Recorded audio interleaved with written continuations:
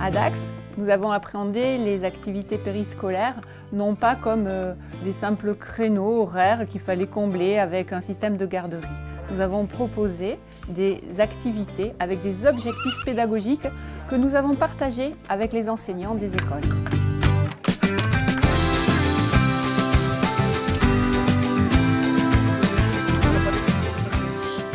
Pour la ville de Dax, l'engagement dans l'étape a été un engagement volontariste et avec un certain enthousiasme, voire même une certaine ambition. Nous avons très vite fait appel à des professionnels de l'animation qui sont formés et qui encadrent les enfants au quotidien. C'était important pour nous de développer cette filière d'emploi. Pour cela, d'ailleurs, nous avons énormément investi parce que c'est un investissement de près de 180 000 € porté par la ville pour justement répondre à ces critères de qualité. Et ça, c'est important pour les familles, c'est important pour la ville et c'est important pour les enfants. Lève les bras et on appelle et on y va. Allez, Jade. Ouh là là là là là.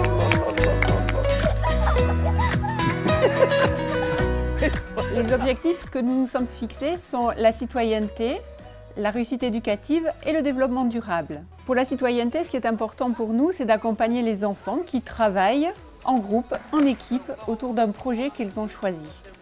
La réussite éducative, c'est avant tout donner un petit coup de pouce à certains qui sont un peu plus fragiles que les autres et travailler autour de la lecture, de l'écriture, des activités scientifiques. Et le développement durable, on s'est aperçu que quand on travaille par exemple sur le tri, sur le recyclage des matériaux, en faisant passer des messages auprès des enfants, ces messages-là arrivent beaucoup plus facilement auprès des familles. C'est la chenille de quel papillon? Un papillon de nuit? Non. Alors ce papillon s'appelle le macaon. C'est un des plus grands papillons qu'on peut avoir en France. Il est blanc avec des taches noires. Et j'ai planté des petites graines. Louis Bagnès.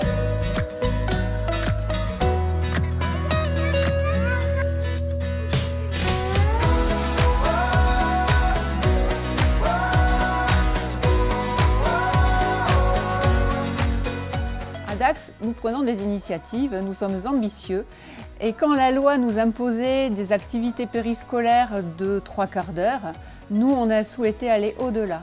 On a souhaité sortir les enfants des écoles et pour cela on a eu besoin de proposer 1h15 d'activité périscolaire et non pas simplement 3/4 d'heure. L'organisation de la ville de Dax permet à chaque enfant de s'inscrire sur une activité qu'il va suivre durant une période de 10 à 12 semaines à raison d'1h15 par jour. En tant qu'animatrice, cette organisation nous permet de faire un véritable travail d'animation auprès des enfants, mais surtout de lier une réelle complicité, une relation de confiance avec eux. Ce qui est intéressant pour nous, c'est qu'avec ce temps prolongé, on peut avoir un vrai suivi éducatif et pédagogique des activités. Par ce biais-là, on peut amener les enfants hors des murs, hors de l'école et leur faire découvrir des activités autour d'infrastructures récentes qui sont situées sur notre commune. On bénéficie aussi de nombreux avantages comme l'utilisation des structures municipales. Des bus sont mis à disposition afin de nous amener vers des animations bien spécifiques comme le conservatoire, la ludothèque, la bibliothèque et les structures sportives.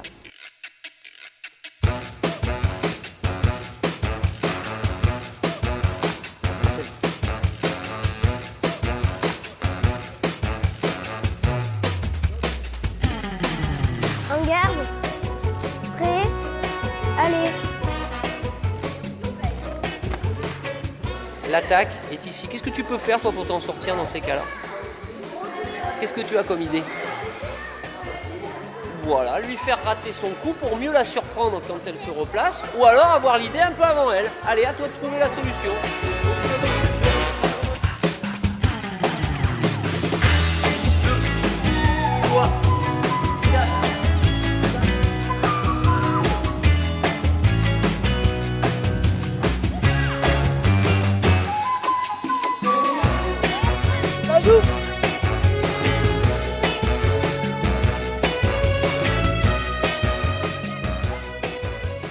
Pour nos enfants, ça leur a permis de découvrir des activités effectivement qu'ils n'auraient sans doute jamais pratiquées s'ils n'avaient pas fait de TAP. Je pense au golf par exemple, ou à l'escalade. Une des ambitions de notre municipalité, c'était aussi la gratuité, puisque la gratuité est un facteur quand même d'accès pour tous à certaines activités, et nous avons souhaité surtout qu'il n'y ait pas le frein financier pour la participation à ces activités que nous souhaitions de qualité et accompagnées par des professionnels. Et puis au-delà de ça, ce sont près de 100 personnes qui sont salariées aujourd'hui dans l'accompagnement de ces TAP. Et ça aussi, c'est une nouvelle richesse sur notre territoire. Et ce que je trouve bien justement dans l'étape que je ne connaissais pas du tout, c'est d'amener des choses dans les écoles qu'ils n'ont pas l'habitude de faire. Et ils font du sport, oui, mais c'est souvent foot, handball, basket, ils font des maths, du français. Aujourd'hui, certains peuvent faire de l'escrime, d'autres du judo. Voilà, c'est des garçons et des filles qui ne peuvent malheureusement pas faire une autre activité dans la vie. L'étape, ça leur permet justement de découvrir plein de choses qui existent. Et pourquoi pas leur donner une passion. Et ça permet, du fait qu'ils sont aussi dans des groupes un petit peu restreints, de pouvoir poser et de prendre le temps pour chaque enfant d'apporter une solution à ses problématiques. La découverte, chose qu'on n'a pas trop l'habitude de voir à la maison, le potager, le fruitier, le verger. Et mon plus grand plaisir, c'est de savoir que quand c'est la dernière séance, ils me disent on ne se revoit plus, nous on veut continuer. Voilà, j'espère que ça sera perpétué et que je pourrai suivre petit à petit aussi, pourquoi pas certains futurs champions. À Dax, nous sommes très fiers, à travers les temps d'activité périscolaire, de permettre un accès aux loisirs pour tous, un accès au sport pour tous et un accès à la culture pour tous.